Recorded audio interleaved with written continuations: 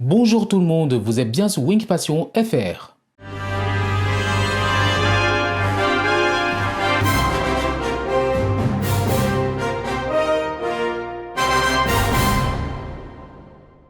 Dans cette vidéo, je vais vous montrer une interview des comédiens de doublage. Ils sont comédiens de profession, ont parfois tourné pour le cinéma, le petit écran ou affichent une belle carrière au théâtre. C'est pourtant grâce à leur voix que le grand public les connaît. Ces trois comédiens sont venus le premier week-end du mois de mars lors du Japan Pop Show qui s'est déroulé au Parc des Expos à Bordeaux. Bon allez, je vous laisse regarder la conférence des comédiens de doublage.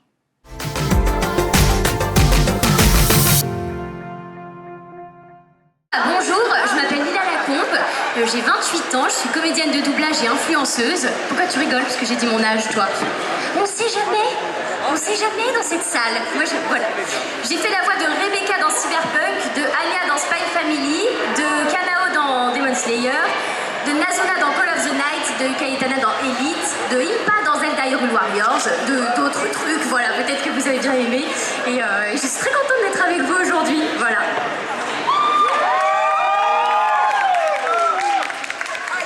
De l'homme au milieu. L'homme du milieu, on m'appelle l'homme du milieu. L'homme du milieu. Alors, bonjour, moi je m'appelle Arnaud Laurent, je suis comédien, j'ai 40 ans. Je suis sagittaire, j'ai les yeux bleus, je mesure 1m75. J'ai découvert récemment que je faisais 1m75, j'ai toujours pensé que je faisais 1m73. Et en fait, je fais 1m75. Donc j'ai la taille. J'aime la crème brûlée. J'ai la taille qu'il faut pour être modèle, mais je ne le suis pas. Et je suis comédien. Et je suis ici pour être reconnu pour être la voix française de Natsu dans Fairy Tail, de Ban dans les Seven Deadly Sins, de Tadano dans Komi cherche ses mots, de Bertolt dans L'attaque des Titans, de Levi Schmidt dans Grey's Anatomy, ou encore de Polo dans Elite, oui, j'ai joué dans Elite aussi. De Noah Centineo dans pratiquement tous ses films. Merci. Noah te remercie. Bah écoute, on finit avec Adrien. Alors moi je suis le plus vieux de tous ces doubleurs puisque j'ai un âge très avancé. J'ai jamais dépassé les 1m67 et demi malheureusement. J'espère toujours grandir un peu mais ça viendra peut-être. Voilà, j'ai fait quelques voix que vous connaissez peut-être, des petits personnages comme Nagisa dans Assassination Classroom, Yukio dans Blue Exorcist, Armin dans L'attaque des Titans, Kaneki, Kuroko bien sûr. Il est où Kuroko? Il est pas là encore. Bon. Et Kaneki dans Tokyo Ghoul, j'en passe et des meilleurs. Hein. Voilà, ça fait 20 ans que je fais du doublage. Ok, on va qu'à faire du bruit, Bordeaux. Donc on est là aujourd'hui, conférence pour parler de votre métier. Première question qui peut être assez importante, de où ça vous est venu de vous lancer dans la comédie du doublage? Par quoi vous avez commencé? Peut-être à commencer par toi du coup, Adrien.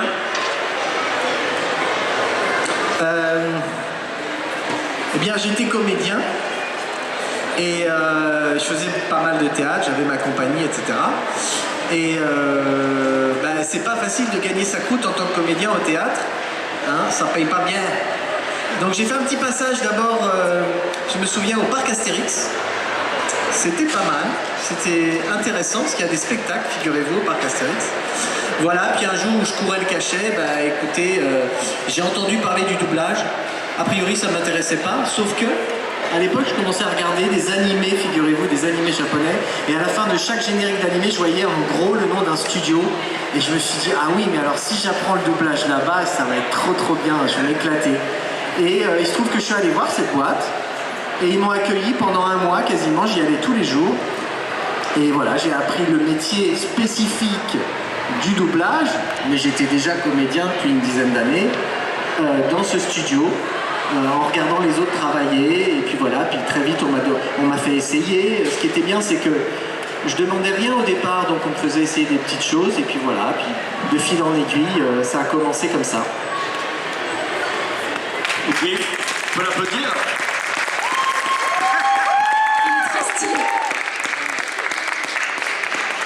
On peut enchaîner du coup avec la voix française de Natsu. Tu t'enflammes pas, ça devrait aller. Enchaînez-moi, non ça va aller. Alors, donc moi c'est venu très tard, je me suis jamais dit je vais être comédien, mais quand j'étais à la fac, j'ai eu une espèce de déclic à force de voir des séries, des films, des animés qui me procuraient des émotions, et je me suis dit un jour c'est ça que je veux faire. J'ai eu vraiment un déclic, je me suis dit c'est ça que je veux faire, je veux être comédien, je veux transmettre ces émotions. Donc je suis allé voir ma mère, j'habitais encore chez mes parents à l'époque. À la fac de quoi? Alors c'est très bien, j'aime bien le dire, une fac de biologie cellulaire et physiologie, s'il vous plaît. J'ai une licence de biologie cellulaire et physiologie. Voilà. Je me souviens plus de rien, à part certains mots, mais j'ai ma licence, j'ai un bac plus 3. Oui, et en fait, donc je suis allé voir ma mère, j'étais pendant cette licence, et je lui ai dit ça, et elle m'a dit tu vas te calmer, d'abord tu vas aller prendre des cours de théâtre, Des cachets ou d'impro, pour voir déjà si tu aimes vraiment ce métier, le fait de jouer la comédie. Et voilà, parallèlement, j'avais rencontré Éric Legrand, qui est la voix de Vegeta de Seyard, voilà, un grand comédien de doublage, et j'ai rencontré dans un salon, j'avais gardé contact avec lui par mail, et je lui avais posé plein de questions, et très patiemment il m'avait répondu, il m'avait expliqué comment faire, il m'avait bien expliqué qu'il fallait avant tout être vraiment comédien, qu'il fallait aller monter à Paris, démarcher les studios, et donc c'est ce que j'ai fait. Après avoir eu ma licence, j'ai commencé à prendre des cours de théâtre, puis au bout de 2 ans où j'avais l'impression de tourner en rond, parce que j'étais à Toulouse à l'époque, je suis monté à Paris, et j'ai commencé, en continuant à prendre des cours de théâtre, à aller démarcher les studios, je suis allé rencontrer les directeurs artistiques dans plein de boîtes différentes. T'avais un accent? Non, aucun accent. Pas d'accent? J'ai jamais chopé d'accent, heureusement, parce que ça a été compliqué.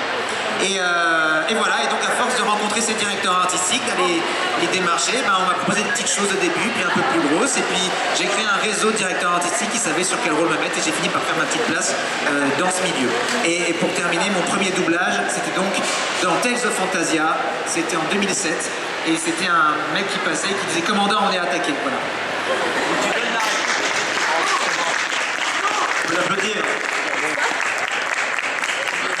Juste une seconde. Bien sûr, bien sûr. Il y a quelqu'un qui est venu me voir hier qui m'a dit qu'il ferait un portrait de moi. Wow. C'est gentil, merci beaucoup. Voilà, alors je sais pas si vous le voyez bien. Voilà, bravo, beaucoup de talent. Bravo. Voilà, c'est moi. J'ai toujours un peu un sourire de Joker quand on m'illustra quand même, hein. Mais c'est très gentil, merci beaucoup. Voilà, pardon. Et on peut conclure du coup avec Lila. Ouais, alors moi du coup, je suis arrivée à Paris à 13 ans pour être danseuse et j'habite toute seule depuis que j'ai cet âge-là. Donc au départ, j'avais pas du tout prévu d'être comédienne de doublage ou quoi que ce soit. Et en fait, j'ai fait une comédie musicale un jour et on était tellement nuls en théâtre que plus personne ne venait voir le spectacle. Et la directrice du coup de ce spectacle nous a dit vous allez prendre des cours de théâtre, donc 1 heure par semaine on avait des cours. Et j'ai adoré ça. J'ai rencontré mon agent de l'époque et je suis devenue directement actrice en fait. J'ai passé des castings et pendant 7 ans j'ai fait ça. Et un jour, pour justement avoir le nombre d'heures qu'il fallait avoir en fait pour être intermittent du spectacle, il faut faire 47 cachets par an. Sinon on n'a pas le statut, donc on n'est pas couvert quand on ne travaille pas, etc. Et donc j'ai cherché quoi faire pour avoir mes heures parce que juste en étant actrice ça suffisait pas. Et un jour j'ai fait une série dans laquelle ils ont mal enregistré ma voix parce qu'il y avait des trains qui passaient pendant ma scène. Et du coup je suis allée en studio faire ce qu'on appelle de la post-synchro, donc j'ai réenregistré ma voix sur moi. Ils avaient prévu 40 minutes pour le faire, on l'a fait en 3 minutes. Ils m'ont dit mais tu fais du doublage? J'ai dit bah non, pas du tout. J'ai signé le contrat, j'ai vu que c'était très bien payé et que ça faisait un cachet. Et je me suis dit waouh, mais c'est incroyable ce truc là. Donc je suis sortie, j'ai appelé mon agent, j'ai dit dis donc le doublage, peut-être, on sait pas, ça pourrait être intéressant pour faire les heures. Et elle m'a dit oui, je devais te présenter une nana qui en fait depuis un moment, il n'y a pas d'agent dans le doublage, donc tu verras, faudra que tu ailles en studio pour regarder et tout ça, peut-être un jour tu auras ta chance. Elle s'appelle Dorothée Pousséo, vous la connaissez sûrement. Ouais. Et voilà, j'ai rencontré Dorothée, j'ai eu énormément de chance, je suis tombée amoureuse du métier et en fait comme je sais changer ma voix et que je fais 5 ans à 30 ans, du coup j'ai tout de suite commencé par travailler mais pour faire des enfants et c'est grâce à ça du coup que j'ai eu beaucoup de travail et que j'ai pu travailler assez rapidement, donc moi j'ai pas assisté tant que ça, j'ai eu énormément de chance et Dorothée c'est devenue l'une de mes meilleures copines aussi, entre parenthèses, voilà. Et donc voilà, et c'est devenu mon métier principal parce que j'ai tellement aimé ça que je me suis dit en fait j'aime tellement être cachée et gagner de l'argent que du coup j'ai décidé de faire ça et de ne plus tourner dans des films, voilà. Et maintenant du coup depuis 3 ans je suis aussi influenceuse à côté, donc vous pouvez me trouver sur les réseaux sociaux sous le nom de Lila Lacombe, voilà. Merci beaucoup. Une question qui peut être intéressante pour vous, c'est quoi les qualités primordiales pour être un bon comédien de doublage? C'est d'être un bon comédien. Et à ça je rajouterais qu'il y a aussi en fait, il faut savoir faire preuve d'empathie. C'est tout bête, mais il faut savoir... empathie et humilité. Parce qu'il faut se dire que ce n'est pas nous qu'on met en avant, mais c'est le comédien ou le personnage qu'on double. C'est vraiment le plus important. Donc c'est pour ça qu'il y a des comédiens qui sont très très bons à l'écran, mais dès qu'ils passent dans le doublage, eh ben, ça marche pas parce qu'ils n'arrivent pas à se détacher de leur être à eux et de leur façon de jouer. Et on les reconnaît, on sait que c'est eux. Et c'est pour ça qu'il y en a qui ont beaucoup de mal à faire du doublage. C'est vraiment, ça demande vraiment de savoir comprendre vite, très vite ce qui se joue. Il faut savoir vraiment jouer l'instant et l'émotion dans l'instant. En fait, il faut jouer la situation. Ça demande beaucoup de choses, de l'efficacité, de la compréhension, il faut comprendre très vite, il faut savoir lire vite, et ensuite l'humilité, l'empathie, et le talent, et savoir jouer, incarner un personnage, c'est évidemment la base de tout. Mais c'est un ensemble de choses qui fait que c'est très complémentaire avec le métier de comédien, et que c'est même, je dirais que c'est un des plus difficiles, une des spécificités une des voies de comédien les plus difficiles parce que ça demande beaucoup de choses en très peu de temps. Une grande concentration que beaucoup n'arrivent pas forcément à choper. Voilà. Franchement, il a tout dit, j'ai rien rajouté. J'allais faire une blague en disant qu'il faut savoir lire, mais bon, du coup, c'est pas la peine. Pardon. Alors il faut savoir qu'on avait un comédien de doublage à Montreuil, je crois qu'il au début ne savait pas lire, d'accord Oui, il y avait alors de qui tu parles? Tu parles de Jean-Pierre Moulin ou non d'un autre? C'était ça la Alors en fait c'est que Jean-Pierre Moulin, que vous connaissez tous, vous avez entendu, même les plus jeunes, c'était la voix c'est toujours la voix d'Anthony Hopkins et de plein d'autres comédiens, de Jack Nicholson aussi. Et en fait cette personne est bègue dans la vraie vie. C'est-à-dire dès qu'il n'enregistre pas, il parle comme ça et il n'arrive pas. Par contre quand il enregistre, c'est ultra fluide et c'est un des meilleurs comédiens de sa génération. Donc c'est les petites magies du doublage, c'est que tu sais pas, même quand tu joues la comédie, c'est qu'il y a plein de choses qui s'effacent en fait. Quand tu es malade et que tu es sur scène, ben, tu vas assurer pendant 1h30, tu vas oublier globalement ta maladie. Par contre, dès que tu ressors, il y a tout qui revient. Et moi j'ai joué avec l'appendicite sur scène. Je le savais pas encore, mais j'avais l'appendicite, j'avais des douleurs de ouf au ventre. Et voilà, mais sur le moment, tu es tellement dans ton truc qu'en fait le reste tu l'oublies. Et par contre, dès que t'en sors, moi j'avais une copine aussi, elle avait un rhume ou la grippe bien chargée, et elle est sortie de scène, elle s'est évanouie. Voilà, mais sur scène, elle a tenu la pièce, toute la pièce, 1h30 en fait. Voilà, je sais pas pourquoi j'ai dévié comme ça, voilà, mais c'est pour dire que on n'est pas obligé de savoir ultra bien lire, c'est quand même important. Mais parfois on me demande si on a des défauts d'élocution, des choses comme ça, c'est pas impossible. C'est juste que ça va demander plus de travail. Non, c'est pas impossible. D'ailleurs, les enfants, par exemple, qui savent pas lire, il y a des techniques pour leur faire du doublage. On leur dit le texte à l'avance, et puis on fait ça, et là, ils disent le texte. C'est vrai. Donc, vous pouvez aussi faire du doublage comme ça. Ok, ça ressemble à quoi une journée pour un comédien de doublage quand on arrive au studio? Il y a des exercices qu'on fait en commençant pour peut-être chauffer les cordes vocales, chauffer les voix, ou ça va comme ça au tac au tac, on va devant le micro et ça part tout seul? Ça dépend si on a une conscience professionnelle ou pas. Notre réaction à tous les trois, il n'y en a aucun de nous qui a cette conscience professionnelle. Certains humains font des exercices, d'autres n'en ont pas besoin. D'autres ont trop d'ego et du coup ils arrivent en studio et ils pensent que ça va rouler et ça roule pas du tout. Ça dépend vraiment des gens. Tout le monde n'a pas la voix réveillée de la même manière au même moment, etc. Donc ouais, je pense que c'est un peu aléatoire. Moi je sais que avant d'aller en studio, je fais beaucoup ça. Voilà, c'est mon truc. Ça sert pas vraiment à quelque chose, mais ça me déstresse. Ça te réveille les lèvres. Et je bois beaucoup de café. Voilà, moi j'ai un toc, j'ai tout le temps je disais ce matin, je racontais ce matin ce truc-là. En fait, j'ai tout le temps un gros thermos de café et je le bois toute la matinée en continu. Voilà. Bah, c'est un peu un métier de salopard parce qu'on arrive les mains dans les poches. C'est vrai. On ne sait pas ce qu'on va faire. C'est vrai. On arrive, on nous montre une scène et on nous dit vas-y Coco. Donc nous, on donne tout ce qu'on a, on s'investit complètement. C'est pour ça que ça demande, comme disait Arnaud, une concentration extrême, un investissement total du moment. Mais après, on a fini l'enregistrement, salut, au revoir, on repart les mains dans les poches. On n'a pas de texte à apprendre, rien. On a tout donné sur l'instant, et voilà. Et après, je pense aussi qu'on doit le développer à force de faire du doublage. Mais je sais que j'avais un pote qui me disait que lui, il était chanteur et il me disait, je comprends pas comment vous faites parce que moi, j'ai besoin de m'échauffer, de chauffer ma voix parce que les chanteurs font très attention à leur voix. Ce qu'on devrait faire aussi. Mais il y en a je connais aucun comédien de doublage qui me dit, je fais un échauffement vocal avant de commencer à gueuler au micro. Alors que théoriquement, effectivement, la logique voudrait qu'on fasse attention. Après, ça dépend aussi de comment on place sa voix. Exactement. Je sais que moi, par exemple, la semaine dernière, j'ai fait un dessin animé où je suis arrivée et on a 6 épisodes à faire dans la journée. Et c'est un truc où il y a plein de monstres, alors on crie tout le temps. Et dès la première scène, la mienne, elle hurlait. Et je me suis dit, oh putain, il est 9h30, c'est chaud quand même et tout. Et en fait, il y a certaines notes en cri qui me viennent naturellement et qui ne m'abîment jamais la voix. Et du coup, je sais que quand je vais faire cette note-là précisément, ça va le faire. C'est ça. Et donc, ouais, je crois que c'est aussi un problème de placement, en fait. Et puis, voilà, qu'on a appris vraiment à force de jouer à la comédie, Ouais, c'est aussi, de placer sa voix, de travailler avec les abdos, enfin Puis on a peut-être aussi des voix de confort. Je pense qu'il y a des persos où on est moins obligé de... Oui, bien sûr.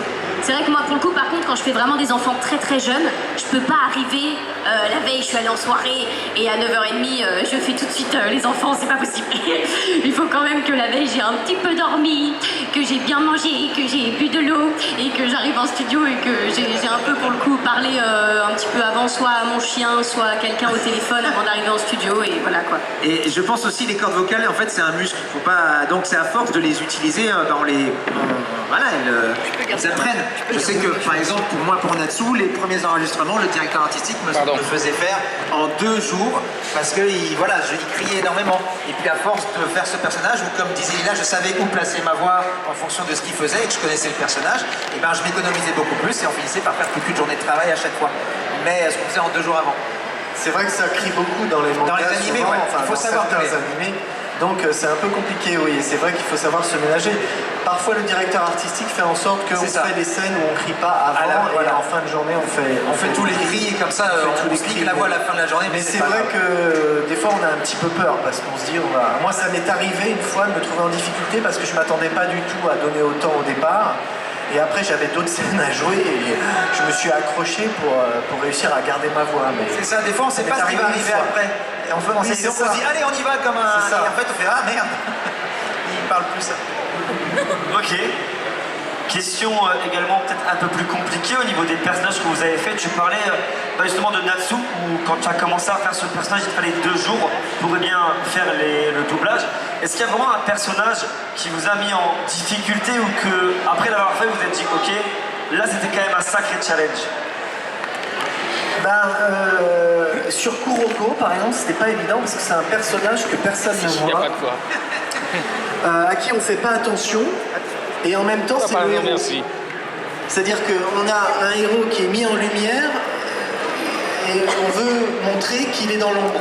Alors c'est un peu compliqué parce qu'il faut lui donner une colonne vertébrale suffisante pour qu'il ait de la présence tout en étant absent. Oui, d'accord. Donc c'était assez compliqué en fait. C'était assez compliqué. Et je sais que Orelsan a eu cette difficulté-là sur One Punch Man parce que One Punch Man c'est un personnage qui est complètement nonchalant, qui parle un peu comme ça, qui se fout un peu de tout l'indiffère. Et du coup il a démarré comme ça sur un truc naturel. Et ben ça passe pas dans l'image, ça passe pas la barre. Il faut quand même donner une sorte de colonne, quelque chose qui tient le personnage. Et sur Kuroko, c'était pas évident. Moi j'ai fait un poney il y a 1 mois. Et qui... Non, pas du tout. Non, Dorothée m'a fait faire tous les animaux de la basse-cour. Je pense que voilà, elle m'a tellement aidée à commencer ce métier qu'aujourd'hui elle adore me donner des personnages qui vomissent ou qui sont des animaux. Donc vomir c'est assez difficile en vrai, parler en vomissant, etc. Non, en vrai, il y a 2 semaines j'ai fait un rôle d'une fille sur un film qui va sortir sur Netflix dans pas longtemps. Je peux pas dire ce que c'est. Mais il y avait une scène, vraiment c'était dur à faire parce que c'était tellement trash. Qu'on pouvait pas regarder l'écran en fait, on n'arrivait pas. Et pour le coup c'est assez compliqué de doubler du coup quand on peut pas regarder parce qu'on est quand même censé vérifier à peu près ce qu'on fait. Mais tout le monde dans le studio était embêté et rigolait, pouvait pas regarder, c'était dégueu. Enfin voilà, vous verrez un jour ce film peut-être ou pas. Voilà. Mais sinon relativement, même si les rôles des fois ont été plus difficiles à faire, moi c'est vrai que j'ai toujours... plus les rôles sont durs au final et plus c'est intéressant. Exactement. Après quand encore une fois la direction et le travail en plateau est bienveillant. Parce que voilà, faut aussi qu'il y ait une bonne ambiance et tout ça. Moi par exemple j'ai fait Darkness dans Konosuba. Je sais pas si certains d'entre vous connaissent ou pas. Voilà, oui. Et ben ce rôle-là, elle aime bien se battre, elle aime bien les trucs un peu plus de 18 ans et tout ça. Et la première fois qu'on m'a montré la scène, la première boucle en fait du rôle, je me suis assise par terre et j'ai dit au directeur artistique, oh, je vais pas le faire, tu vas prendre quelqu'un d'autre. et en fait, il m'a expliqué ce jour-là, ce directeur, à quel point ce rôle allait être drôle, qu'on allait bien travailler ensemble, que c'était intéressant, que ça me faisait sortir aussi d'autres personnages comme Anya ou comme des petits persos comme ça qui du coup n'ont rien à voir. Et même si ça a été très dur à faire en studio et qu'à chaque fois j'ai mis quand même 20 minutes à bien me mettre dans le personnage, ça reste un des plateaux que j'ai préféré au final. Voilà.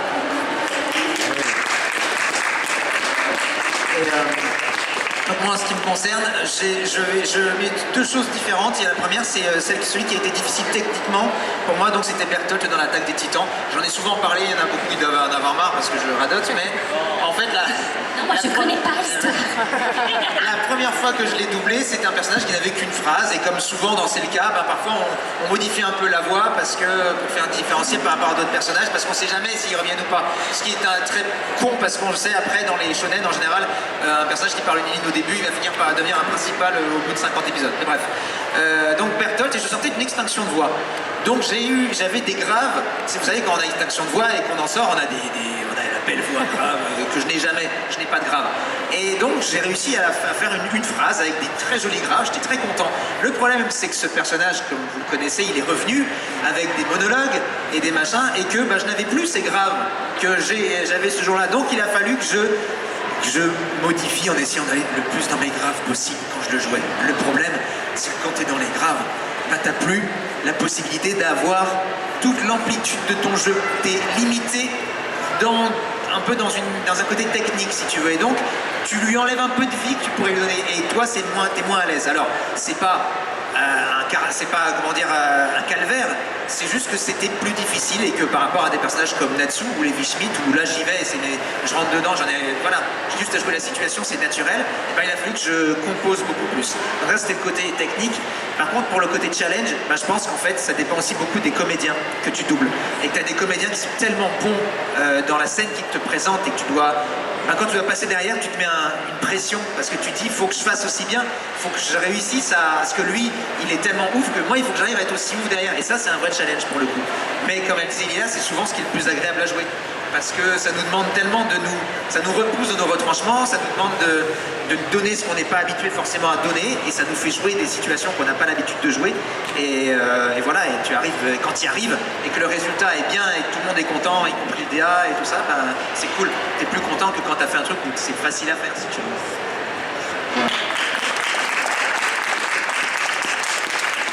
Ok, moi j'avais une question pour vous trois. Au final, Lila parlait un petit peu de doublage avec des scènes un peu trash, peut-être un peu, comme dit, inconfortables ou malaisantes. Je sais qu'il y a plusieurs pièces qui existent dans le doublage. On parlait de la cabane la semaine dernière avec justement... C'est vrai. Vraiment le côté où tu es en extérieur, t'es dans une cabane, une pièce totalement isolée. Il n'y a pas de façon en fait parce que c'est sur une bande son en fait que viennent vos textes.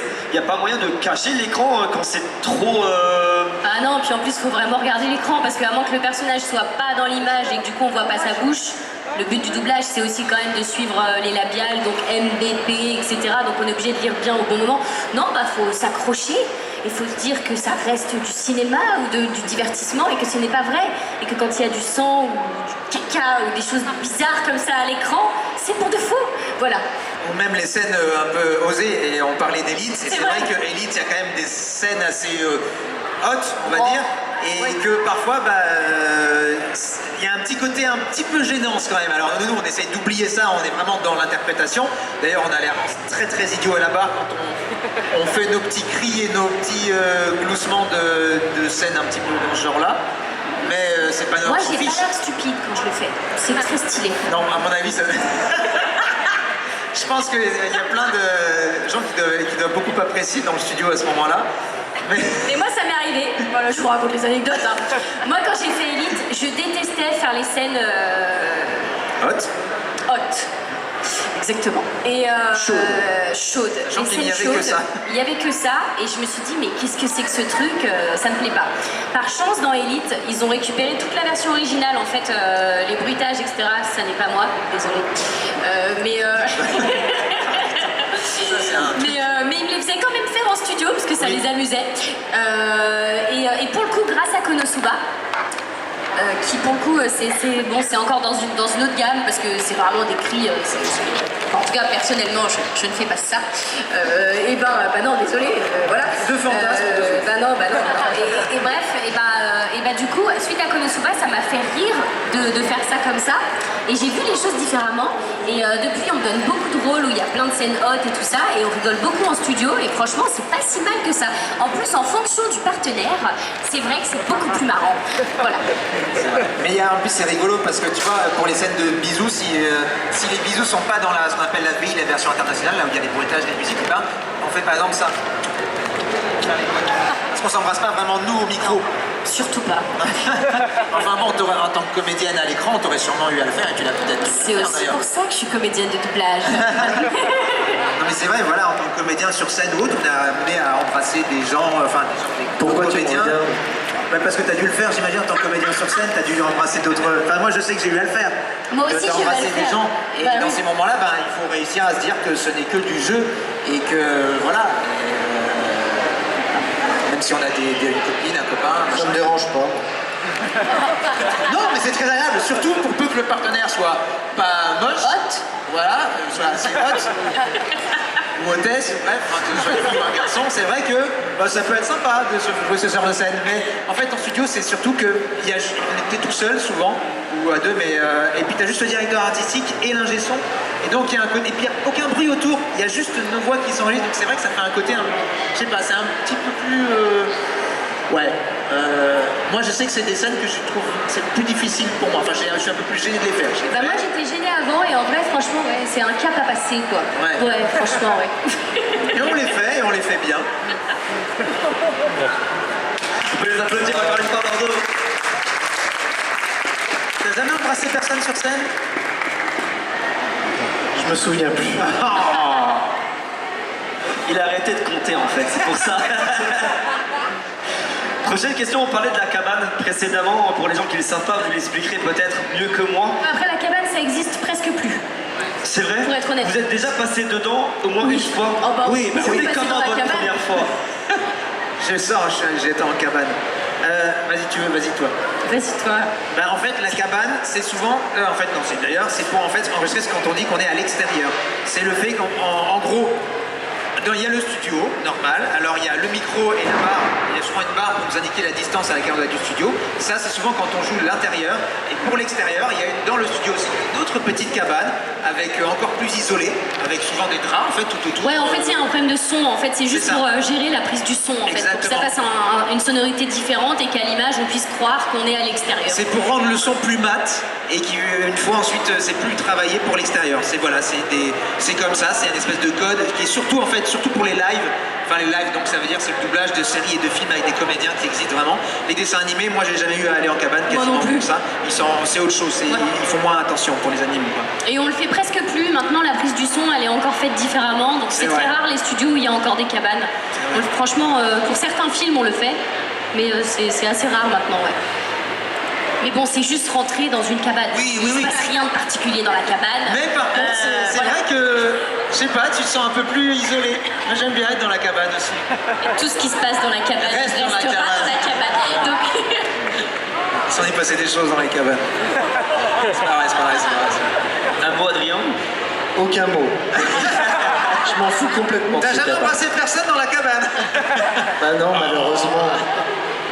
On termine sur ça? Il n'y a pas que moi. Tu vas faire Bah, quoi on en fait fait? les trois. Moi, je fais là-dessous. Non, on fait un truc en même temps? Non, chacun son tour, un Chacun notre tour. Exactement. C'est parti. Salut Natsu. Ah, tu veux le faire? Non, attends. Mais de quoi? Mais moi, je fais Natsu, toi, tu fais un autre personnage que tu fais. Je suis Roméo dans Fairy Tail. Mais tu le feras après. merde. Natsu, t'es super. Salut, c'est Natsu de Fairy Tail. Je m'enflamme. Et dans la mort du dragon de feu.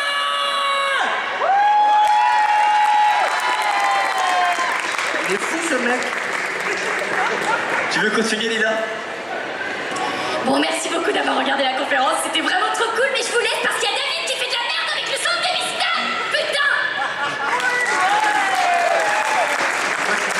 C'est dans Cyberpunk, c'était Rebecca. Oui. Et si vous plaît, Oui. Anya, ben voilà. Merci beaucoup d'avoir regardé la conférence. N'hésitez pas à aller suivre Lila Lacombe sur Instagram, ça lui ferait très plaisir. Et puis c'était trop cool, merci beaucoup, au revoir.